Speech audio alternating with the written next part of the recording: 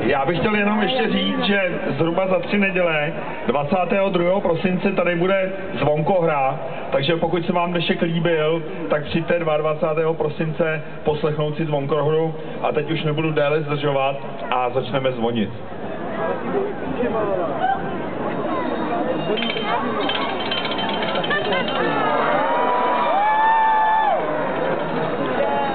Máme tady krásný zázračný zvonečky. Slyšeli jste to všichni?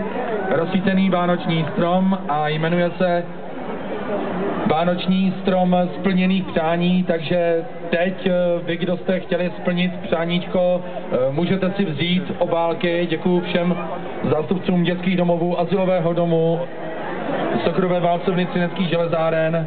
Jenom vás poprosím, netlačte se, ale tak jak jste přišli splnit to přáníčko, tak teď už si můžete převzít ty obálky a podívat se, co je v nich. A já jsem pozvu na